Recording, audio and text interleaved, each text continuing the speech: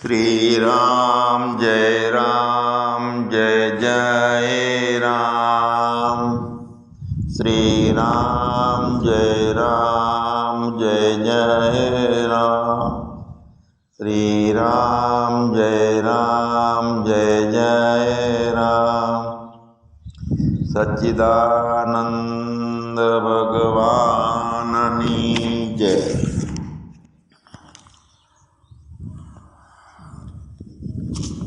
Doctor વર્ષાબેનનો એક પ્રશ્ન આવ્યો કે બ્રહ્મનિષ્ઠ અને બ્રહ્મક્ષોત્રિય આનું વર્ણન તમે થોડું આ સત્સંગમાં કરજો. એટલે એ વર્ણનને આપણે અનુરૂપ આપણે આજનો સત્સંગ ચલાવશું. શરૂઆતથી અંત સુધીની ભૂમિકા બ્રહ્મનિષ્ઠ અને બ્રહ્મક્ષોત્રિય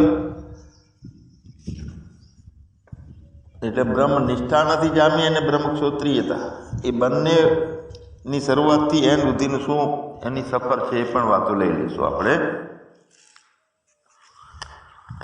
બ્રહ્મનિષ્ઠ એટલે બધી બાજુથી ઠરી જવું અને પોતાની અંદર રહેવું.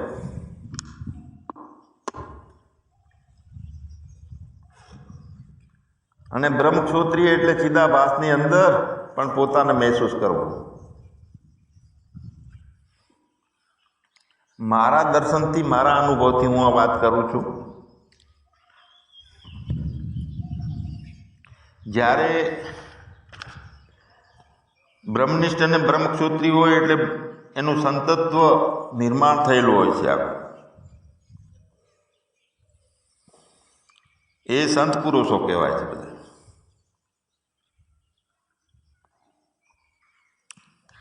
હવે જે પોતાની અંદર સતત રહેવું છે ત્યાં વાણી નથી, મૌન છે,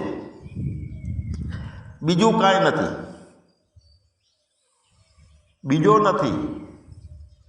બીજું નથી અને બીજે પણ કશું નથી. આવી પોતાની નિષ્ઠા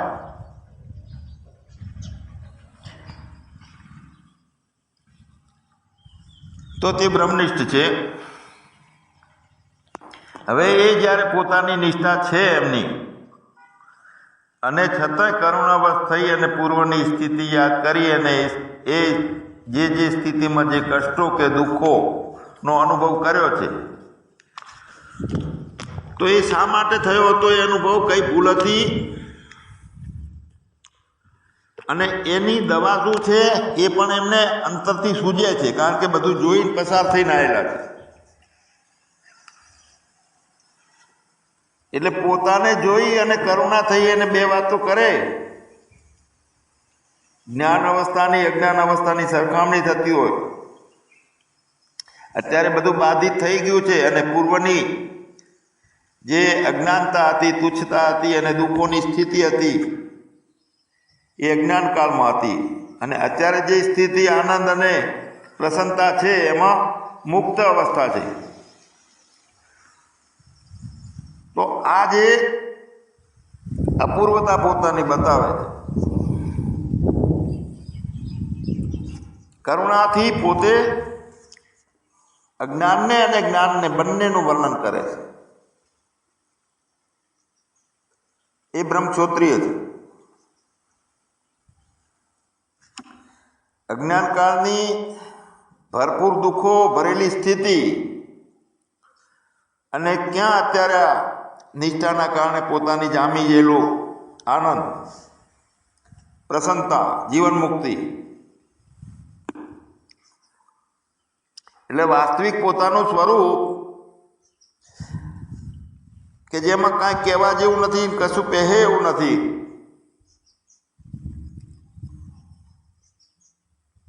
તો આવું હોવા છતાંય આપણને કરુણાથી એ કહી શકે બ્રહ્મક્ષોત્રિય હોય કે શા માટે દુઃખી થાવ છો. જે તમારું નિજ સ્વરૂપ, જે તમારું નિજ ધન છે એને શા માટે આટલી લાચારી અને ખુશામતથી, મુમુક્ષામાં તરફડાટથી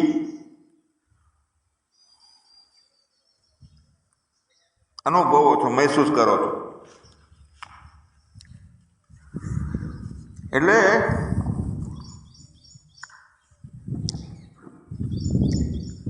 આપણને જાગૃત કરે, જગાડે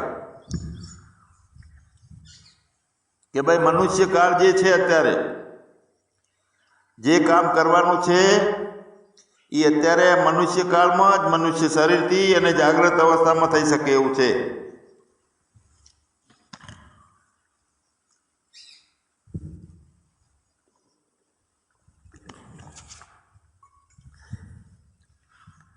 જગાડે આપણને કે આ એક એક પળ પળ જાય છે, આપણી લાખ સવાની સમય પાછો હાથમાં નહીં આવે. જે કામ કરવાનું છે નિષ્ઠા કેળવવાની છે એ કેળવી લો. અને એની જે શબ્દોની અસર પડે છે, કારણ કે પોતે પોતાને જોવે છે ને પૂર્ણ, એના મોઢેથી શાસ્ત્રો પણ નીકળે અને શાસ્ત્રોને સમજાવી પણ શકે છે બ્રહ્મક્ષોત્રિય. આ જીવન, આ શરીર હાથમાંથી ગયું તો ફરી ક્યારે મળશે એનું કોઈ ખબર નથી. કરવાનું છે તું આજ કરી લે, કાલે શું થનાર જીવડા એની કોઈને ખબર નથી. આ શરીર ગયું, આ શરીરનું માધ્યમ લઈ અને આપણે જે કાંઈ કામ કરવું પડે છે, ધર્મને ધારણ કરવો, આત્માની નિષ્ઠા કેળવવી, એ બધું અત્યારે થઈ શકે એમ છે.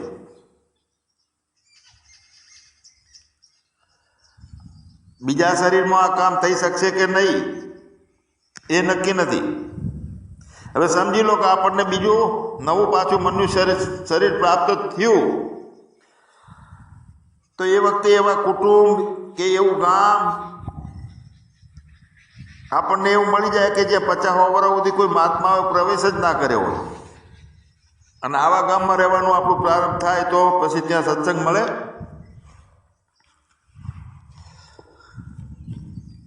એટલે પરમાત્માની કૃપા કે મહાપુરુષનો સંસર્ગ અને સત્સંગ સાચો મળે છે, અને એવી આપણી સાંપ્રત પરિસ્થિતિ એવી સારી છે એટલે ઈશ્વરની કૃપા છે. જુઓ, આમ તો ઈશ્વરની કૃપા 4 પ્રકારે માની છે. એક તો આપણને મનુષ્ય જન્મ મળ્યો ને એ મોટા મોટી ઈશ્વરની કૃપા છે. પછી આપણે પ્રારબ્ધ ભોગવતા હોય એ જ જગ્યાએ સહેલાથી આજુબાજુ સત્સંગ મળી શકે છે, આ બીજી કૃપા. જીવનની ખટપટ વચ્ચે પણ સાચો સત્સંગમાં આપણી ઈચ્છા થાય છે અને સત્સંગ મળે છે સાચો, તે આ બીજી આ ઈશ્વર કૃપાનું ફળ છે. ત્રીજી ઈશ્વરની કૃપા સદગુરુની પ્રાપ્તિ. તો એ આપણા પ્રયત્નનું ફળ નથી, ઈશ્વરની કૃપાથી જ છે. અંદર પરમાત્મા પ્રગટ થાય છે અને આપણે મહેસૂસ કરી શકીએ છીએ ને ગુરુને વ્યાપક પોતાનામાં. મતલબ કે આવો ભગવાન તરફથી મળેલો બુદ્ધિ યોગ છે એ ઈશ્વરની કૃપા છે કે આપણે આવા સત્સંગોને સમજી શકીએ છીએ.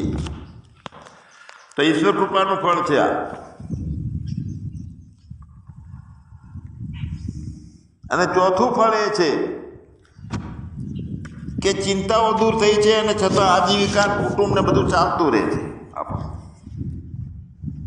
આવી સહજતા, સત્વાપતિ આપણને મળી છે કે એટલે ઈશ્વરની અંદર આપણે ઠરવાનું ચાલુ થયું. આખો દિવસ મજૂરી કરીએ, ધંધો કરીએ અને સમય ના મળતો હોય અને છતાં સત્સંગનો સમય કેમ મળે છે આપણને? તો આ ઈશ્વર કૃપાની કારણે મળે છે. મનુષ્ય શરીરની પ્રાપ્તિ, સત્સંગનો યોગ, સદગુરુની પ્રાપ્તિ અને ચિંતા રહિત પોતાનો વ્યવહાર ચાલે. આ 4 કૃપા પરમાત્માની, ઈશ્વરની પૂરેપૂરી આપણા ઉપર છે. તો બધા ઉપર, ઘણા ઉપર આ 4 કૃપા થયેલી હોય છે, છતાંય છેલ્લી એક બીજી કૃપા છે ને કે જેનાથી પોતે પોતાને જોઈ શકીએ ને પોતે પોતાનામાં રહી શકીએ. એ જે એવી એક છેલ્લી કૃપા છે તે આત્મકૃપા છે. બ્રહ્મનિષ્ઠા અને બ્રહ્મક્ષોત્રિયતા એ પોતાની કૃપા વગર મળતી નથી. જ્યારે આત્મકૃપા નથી હોતી ને એટલે જ્યારે જે તક ને અનુકૂળતાઓ ને જે સમય છે મળ્યો હોવા છતાં લાભ લેવાનું ચૂકી જવાય.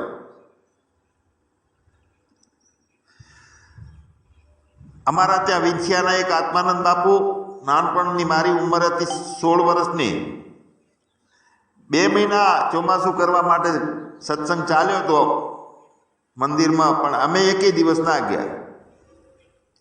જ્યારે અંદરથી આત્મકૃપા જાગી એટલે બહુ સહજ, 85 વર્ષના બાપા હતા, સાદું જીવન, પણ જ્યારે પછી અંદરથી ખેંચાણ થયું એટલે વિંછિયા દર મહિને 5 થી 6 વખત ગયા. અમે નજીકમાં ખાલી 300 મીટર દૂર હોવા છતાં 2 મહિના લાભ ના લીધો. અને જ્યારે આત્મકૃપા થઈ એટલે લગાતાર ઠેઠ 300 કિલોમીટર જવાનું કર્યું. અમે લાંબા થઈ ગયા. એટલે અવસર આપણે આ ચૂકી ગયા પછી પાછું કેટલું લાંબુ થશે કે થવું પડશે કોઈને કાંઈ કહી શકાય એમ નથી. એટલે કે કરવાનું છે તે આજ કરી લે, કાલે શું થાનાર જીવડા તેની કોઈને ખબર નથી. આજે જ એટલે અત્યારે જ આ કામ કરી લેવા જેવું છે અને અશક્ય નથી, થઈ શકે એમ છે. યથાર્થ બોધના વાક્યો દ્વારા પોતાનો અહંકારને બાદ કરી દેવાનો છે, એટલે ઠરી જવાનો છે, ચિદાભાસને ઠારી દેવાનો છે. અને હું અને તે એ બંને એક છીએ અને પોતાના નિજ સ્વરૂપમાં અખંડ અદ્વય રૂપે સ્થિતિની પ્રાપ્તિ થઈ ગઈ છે, અને તે કહેવાય બ્રહ્મનિષ્ઠ.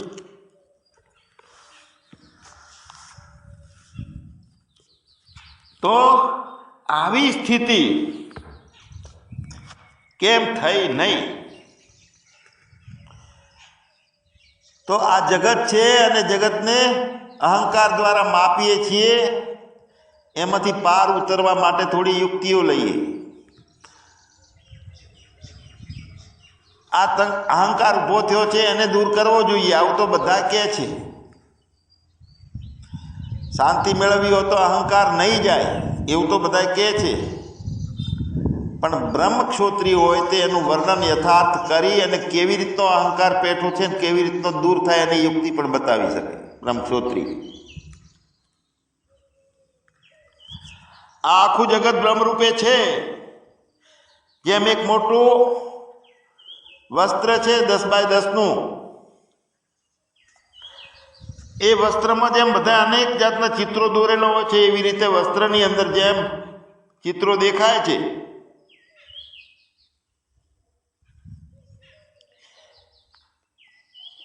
તો એવી રીતે જણાય છે આખું આ જગત. અને દીવો જેમ બધા પદાર્થોને પ્રકાશિત કરે છે અંધારામાં, એમ આ બ્રહ્મની અંદર જગત આખું ચિત્રની જેમ જણાય છે. બધા વિષયોનો પ્રકાશ કરે છે, અજ્ઞાનવાળાનો પ્રકાશી કરે છે, મટી ગયેલાનો પ્રકાશી કરે છે, અને ખટપટ પ્રપંચનો પ્રકાશ પણ એ કરે છે, અને બાદ થવાનો પ્રપંચ જે છે પ્રકાશ એ પણ એ દીવો કરે છે. બ્રહ્મ અધિષ્ઠાન છે.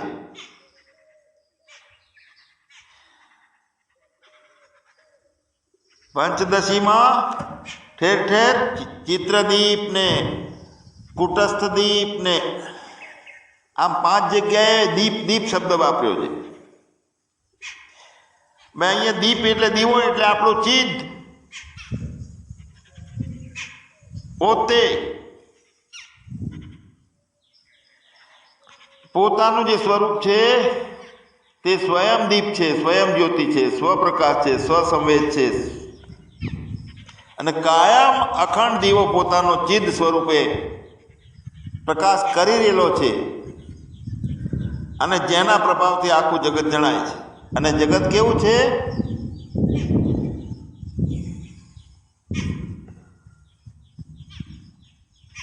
આ સમષ્ટિ રૂપે અને વ્યષ્ટિ રૂપે જે દેખાતી સ્થિતિ જે પ્રતીત આખી થાય છે,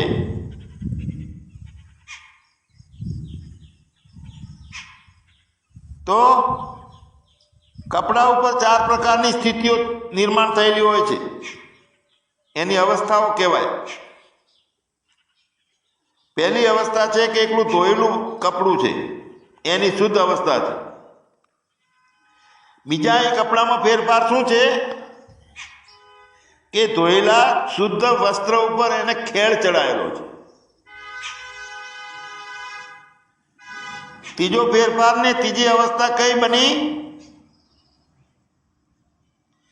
એના ઉપર ચિત્રો દોરેલા છે, ખેળ ચડાયેલો છે, ચિત્રો દોરેલા છે અને ચોખ્ખે ચોખ્ખું કપડું છે. અને ચોથી અવસ્થા છે એના ઉપર રંગબેરંગી રંગો પૂર્યા છે. હવે 4 કપડા લો, એક જ ટાઈપના 10 બાય 10ના, એક કપડું એમને ચોખ્ખે ચોખ્ખું પડ્યું રાખો, એની બાજુમાં બીજું કપડું ખેળવાળું કરીને પડ્યું રાખો, અને એ ખેળવાળા ત્રીજા નંબરનું કપડું એને ચોખ્ખી ચોખ્ખા ઉપર ખેળ ચડાવીને પાછું ચિત્ર દોરીને ત્રીજા નંબરનું કપડું મૂકીએ. ચોથા નંબરનું કપડું ચોખ્ખે ચોખ્ખું, એના ઉપર ખેળ, એના ઉપર ચિત્ર દોર્યા છે, એના ઉપર કલર પૂર્યા છે. 4 કપડાની લાઈન કરીને રાખી દો આપણે, તો ક્યાં કયો ફેરફાર થયો છે એ તરત સ્પષ્ટ આવશે. મૂળ અવસ્થાનું જે ચિત્ર કપડું જે છે તે કપડું જ છે.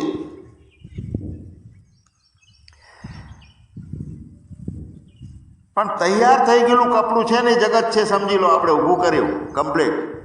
ચિત્તથી ચિત્રો નિર્માણ કર્યા છે, એમાં હૃદયના ભાવોથી, ઇન્દ્રિયોના વિષયોના મિલનથી એની અંદર અલગ અલગ કલરો પૂર્યા છે કે આ હા હા મજા આવી ગઈ. મિલન થયું ઇન્દ્રિયોનું વિષયો સાથે. એટલે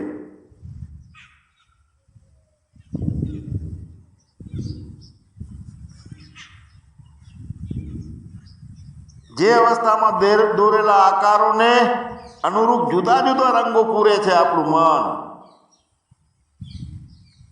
આ જગતના અલગ જાતનું ચિત્ર વિચિત્ર જગત દેખાય છે, એટલે મનનું મનન કરે છે, એ રંગો પૂરવાનું ચાલુ કરે છે. કાં તો ખરાબ રંગ પૂરે છે, કાં તો ખોટો, કાં તો ગમો થાય છે, કાં અણગમો થાય છે.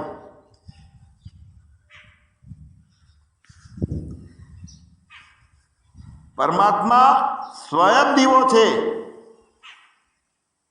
હવે એને માયાની ઉપાધિ લાગી એટલે 4 વિભાગ. પરમાત્મામાં આપણે સમજીએ કે બીજું કાંઈ બન્યું નથી, એનું એ કપડું છે.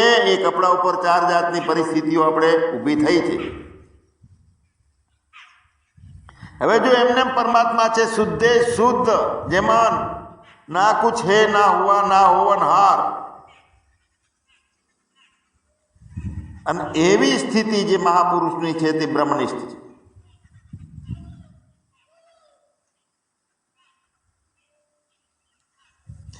માયાએ પછી દેશકાળ રચીને વિચિત્રતા એમાં પૂરવાની ચાલુ કરી.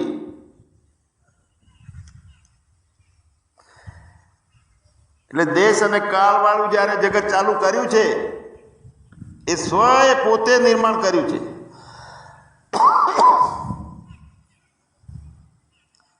જો પોતે પોતાના જ્ઞાનમાં છે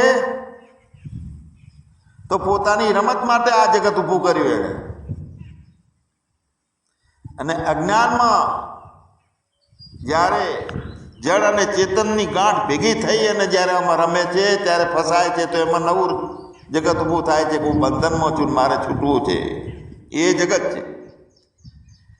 એટલે શુદ્ધે શુદ્ધ ચિદરૂપ છે પરમાત્મા. પછી એ પરમાત્મા ચિદાભાસ એટલે કે ખેળ ચડાઈ, આ બીજા નંબરની સ્થિતિ થઈ, આભાસ સાથેની અંતર્યામી જેને કહી શકાય. અને ત્રીજા પ્રકારની જે સ્થિતિ બની છે એના માથે ચિત્રો પૂર્યા એટલે કે સૂત્રાત્મા બન્યો.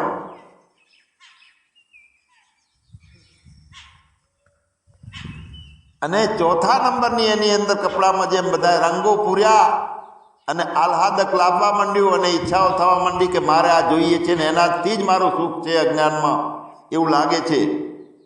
ચોથા નંબરની સ્થિતિ છે તે આખા જગત ચિત્રવાળું દેખાય છે, અદ્ભુત આહ્લાદક. તો પરમાત્માની આ ચોથી અવસ્થા છે વિરાગરૂપ. હકીકતમાં કપડું છે એ કપડામાં કોઈ ભેદ નથી હોતો. ભેદ આપણે ઊભો થયો કોઈ ચિદાભાસથી થયો છે, કોઈ સૂત્રાત્માના કારણે, અને કોઈ વિરાટથી. અલગ અલગ જગત દેખાય છે આપણને. ભેદ બનતો નથી પરમાત્માના સ્વરૂપમાં કોઈ. અહીંયા આપણે બ્રહ્મનિષ્ઠા શું છે અને બ્રહ્મક્ષોત્રિયતા શું છે એને સ્પષ્ટ કરવા માટે થોડી આ વાતો લીધી છે. અંદરથી સમજી લેવાનું છે, અને આ સમજાવવા માટે આ વિભાગો છે.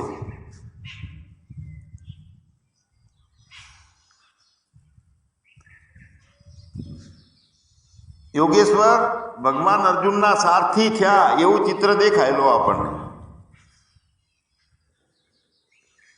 તો આપણને વળી શું થાય કે મને એવા પરમાત્માના દર્શન થયા છે કે આ વાત જ નોખી હતી. આ ચિત્રપટ આપણે આપણામાં ઊભું કર્યું. વાસ્તવિકતામાં કશું જ નથી, મહેસૂસ કરવાનું જ નથી આત્મ સ્વરૂપને, અને થતું જ નથી. અર્જુનનો રથ ચલાવે છે એવું ચિત્ર હોય, રથની પાછળની બાજુ અર્જુન ઊભો છે. પરમાત્મા ઉપદેશ ગીતા કહે છે ને, હાથ જોડીને ઊભો રહેલો છે. યદા યદા હિ ધર્મસ્ય ગ્લાનિર્ભવતિ ભારત, એવું કરી ચિત્ર આપણે હોય છે ઘરમાં. એટલે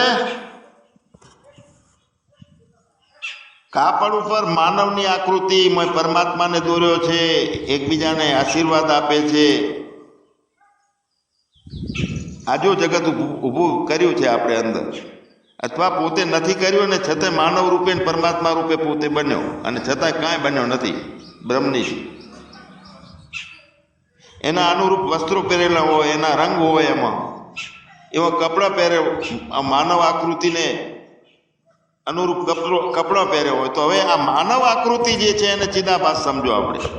ફક્ત વસ્ત્ર છે, આભાસ છે, અને બાકી આ જે કાંઈ છે એ ચિદાભાસ છે. મૂળ વસ્ત્ર ઉપર આ ચિદાભાસ પ્રતીત થઈ રહેલો છે, અને ચિદાભાસ આભાસ રૂપે છે. તો ચિદ રૂપી જે પોતાનું સ્વરૂપ છે એ પોતાનું સ્વરૂપ ચિદાભાસ ઝીલે છે. એની અંદર એક ક્ષમતા છે. હકીકતમાં એ પરમાત્માથી નોખો નથી ચિદાભાસ, પણ ફરક એટલો છે કે પરમાત્માને ઝીલી શકે છે. હવે જ્યારે ઝીલતા ઝીલતા પોતે પોતાનો હવન કરી નાખે કે મારે હું નથી, ત્યારે ચોખ્ખે ચોખ્ખું કપડું છે, એ ખેળ નીકળી ગઈ એનામાં. અને જે બ્રહ્મનિષ્ઠ હોય તે આ વાતને સમજાવતા હોય તો ત્યારે એનું ક્ષોત્રિયતા ચાલુ થઈ જાય.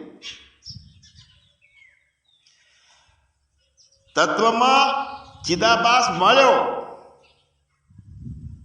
એટલે આ પ્રપંચ જુદા જુદા રૂપો દેખાડવા લાગ્યો છે. માયા પ્રપંચના રૂપો દેખાડે છે, પણ હકીકતમાં એ કપડાથી નોખી કોઈ ચિત્રય નથી અને કોઈ ખેલ પણ નથી. મતલબ અધિષ્ઠાનથી નોખું કાંઈ નથી. હવે જ્યારે ચિદાભાસને પોતાના સ્વરૂપનું જ્ઞાન થાય છે ત્યારે પોતે મટી જવાનું ચાલુ થાય છે. એટલે નિષ્ઠા એની અસલ નિષ્ઠામાં પ્રવેશ કરે છે, ઠરવાનું ચાલુ થઈ જાય, ઠરી જાય ચિદાભાસ પોતે. અને પોતાના અધિષ્ઠાન સ્વરૂપ કે પોતાનું જ્ઞાન થાય છે ત્યારે ચિદાભાસ ને બેપણું નથી કે હવે હું નથી, અને વાસ્તવિક સ્વરૂપ છે એ સ્વરૂપમાં આવી જાય. હવે જ્યાં સુધી આ ચિદાભાસ પોતાના અધિષ્ઠાનને જાણતો ના હોય તો પણ એ હકીકતમાં અધિષ્ઠાનથી નોખો નથી હોતો. 4 પ્રકારની અવસ્થાઓ કપડાની આપણે જોઈ છે, તો એમાંથી કપડામાંથી એકેય અવસ્થા નોખી નથી. અજ્ઞાન અવસ્થામાં જગત દેખાય છે, ભક્તિની ભૂમિકામાં જગત રહે છે, અને સત્વાપતિ એટલે ચિદાભાસ પોતે ખતમ થઈ ગયેલો છે ત્યારે જગત પ્રતીત થાય છે. પણ બધા દર્શન નોખા નોખા હોય છે, અને એ વખતે એવું લાગે છે કે પરમાત્માથી નોખું કાંઈ જગત નથી. આપણી નજર બદલાઈ જાય છે, નજરિયો પણ બદલાઈ જાય છે. તરંગને સમુદ્ર થવું એના માટે મહેનત કરવાની હતી, તરંગે પોતે પોતાના સમુદ્ર રૂપે જોઈ લીધો. તો ક્યારે જોયો અને જોયા પછી શું થયું તરંગનું? તો પરિચિંતા એ છૂટી ગઈ, તરંગની વ્યાપકતા ભૂમા આવી ગઈ એને અપરિચિત થઈ ગયો સમુદ્ર રૂપે પોતે. એનો જીવને શિવ થવું અને પોતાના અધિષ્ઠાન સ્વરૂપને જાણવું, ત્યાં પછી ભેદ રહેતો નથી જીવ અને શિવનો. ચિદાભાસ પોતે ઠરી જાય, ખતમ થાય છેલ્લે. હવે તરંગ જ્યારે પોતાને સમુદ્ર રૂપે સમજે છે એટલે એની પોતાની વિશાળતા અને અનંતતાનો એને ખ્યાલ આવે છે. તરંગની પોતાની નાનાપણું, પરિચિંતા બધું નિવૃત્ત થઈ જાય છે એ વખતે. તો એ રીતે ચિદાભાસ પોતાની પરિચિંતા છોડી એકરૂપ થઈ જાય છે કે જે અપરિચિત પોતાનું અધિષ્ઠાન છે, વ્યાપક છે, અનંત છે, ત્યાં સીમિતતા એની છૂટી જાય છે. ચિદાભાસથી બંને એક રૂપે થઈ જાય છે. અને એ વખતે જે એની ભૂમિકા થાય છે ત્યારે કહે છે કે હા, હવે હું બાદશાહની ખુરશી ઉપર હું બેસી ગયો, મને રાજ્ય મળ્યું. આપણે જ્ઞાનની અવસ્થામાં સત્વાપતિ કહેતા હતા એને. સત્વ ઉપર આસન, ના કુછ હે ના હુઆ ના હોનાર. અને હું હવે એવો પૂર્ણ જ્ઞાનની નિષ્ઠામાં છું એવું મહેસૂસ કરે છે પોતાને. હવે અહીં શું થયું? ચિદાભાસ બાધિત થયો. પોતે પોતાને બધાનો અધિષ્ઠાન રૂપમાં જે પોતે છે એને પ્રાપ્ત કરી અને પોતે સર્વ અધિષ્ઠાન રૂપ બની ગયો. ના રહ્યો હું જ્યારે તારામાં સમાયો. ચિદાભાસ કહે છે હું તું બની ગયો અને તને બધાયમાં તારા રૂપે માણ્યો. પછી બધે તું તું તું દેખાવા લાગ્યા. તો અહીંયા અજ્ઞાન દશાની સ્થિતિ અને જ્ઞાન દશાની સ્થિતિના કેટલો ફેરફાર છે. અને જગત આપણે જેવું આંખેથી જોઈએ એવું છે કે એના કરતાં અલગ છે, તે જ્ઞાનીને ખબર પડે. સત્વ ઉપર આસન થઈ ગયું હોય તેને. બાધિત થયેલો ચિદાભાસ એને જાણે કે એક પ્રકારની મોજ ચાલુ થઈ ગઈ. આપણો અનુભવ છે, આપણે જોઈ લો. આપણને અજ્ઞાનની નિવૃત્તિ પછીની જે મોજ ચાલુ થઈ, મસ્તી ઉત્પન્ન થઈ છે, એ મસ્તીમાં શું થયું છે કે પોતે ઠર્યો, ઓગળ્યો, મટી ગયો, સહજ થઈ ગયો. આનંદ રૂપે પોતાની સ્થિતિ મળી ગઈ એને. તો આવી સ્થિતિ પોતે કે જ્યાં વાણી, બુદ્ધિ, મન પહોંચી શકતું નથી, અને એવી સ્થિતિ પ્રાપ્ત આપણે કરવા છતાં પણ આપણે મનમાં લાવીએ છીએ એને. અને એ આનંદના ઉભરામાં જેમ દૂધ ઉભરાઈ જાય બહાર નીકળી જાય, એમ બહાર નીકળવાનું ઓટોમેટિક થઈ જાય. આપણે કંઈ થતા નથી. ના કહેવું હોય છતાં જાણે કહેવાની ઉત્સુકતા થઈ જાય, ઉત્સાહ આપણને આવી જાય કે લાવો આટલા લોકોને જ્ઞાની કરી નાખીએ, ધર્મની સ્થાપના કરી નાખીએ, એક મોટું જ્ઞાન સભાનું ગ્રુપ, બધા જ્ઞાની થઈ જાય. આ અંદરનો કરુણાનો ઉભરો આવે છે, ઉભરો. બાકી કાંઈ નથી, બીજું કરવાનું નથી એને. આ તો ઉભરામાં થાય બધું. અને એ ઉભરો પણ ક્ષોત્રિયતામાં આવે છે. નિષ્ઠામાં મસ્તી કે ઉત્સાહ લાંબો સમય ટકી શકતો નથી, બ્રહ્મનિષ્ઠા. અને છતાંય દુઃખને દૂર કરવા જે લોકો આટલો પરિશ્રમ ઉઠાવે છે, આ રીતે નિવૃત્ત થાય છે, મટે છે, સહજ થાય છે, મોજમાં રહે છે, એવી કહેવાની ઉત્સુકતા એનામાં ઉભરાતી આવી જાય. અને એવા વખતે જો કોઈ જિજ્ઞાસુ મુમુક્ષુ એની પાસે આવે, એને સાંભળે, એના સત્સંગમાં રહે, એને મહેસૂસ કરે, અને જે અનાયાસે આત્માની કૃપા હોય ત્યારે એને જે લાભ મળી જાય છે, અવિદ્યાનો પડદો તૂટી જાય છે. તોડવાવાળો તોડવા જાય છે એમ નથી તૂટતો, પડદો તોડાવવાવાળો તોડાવવા માટે જાય છે એમ નથી તૂટતો. અનાયાસે આત્મકૃપા હોય અને એ આત્મા ઈશ્વર આત્મકૃપાના કારણે રિમોટ હાથમાં લઈ અને બધા ફંક્શનો બંધ કરી અને પરમાત્મા નામનું ફંક્શન એકલું ચાલુ કરી નાખે ઈશ્વર અનાયાસ. અને પછી એ નિષ્ઠાની અંદર બધા પ્રકારની મસ્તી ધીરે ધીરે ધીરે ધીરે ધીરે ઓગળતી જાય અને સહજ અને સમ્યક જે સ્થિતિ છે એવી પ્રાપ્ત થાય છે. આપણી શરૂઆતમાં કરુણા ભાવ અહોભાવ અંતઃકરણમાં રહેતા હોય છે અને એ જે હોય છે એટલે એવા મહાપુરુષોના પ્રવચનો બહુ મસ્તીવાળા હોય છે, આનંદ આવતો હોય છે. અને આવી પોતાની સ્થિતિમાં અજ્ઞાનની અવસ્થા શું હતી ને અત્યારે જ્ઞાનની અવસ્થા શું છે એ પોતે સાંભળનાર મહેસૂસ કરી શકે છે. તફાવત નજરે પડતો હોય એવું લાગે કે પહેલાંની પોતાની અજ્ઞાનની સ્થિતિ જાણ કે ભૂલાઈ નથી અને એમાં સંતાપને દુઃખોને યાદ કરી કરી આંખમાંથી આંસુ નીકળે કે હા બળતામાંથી બચી ગયા, આપણે તો ઠરી ગયા.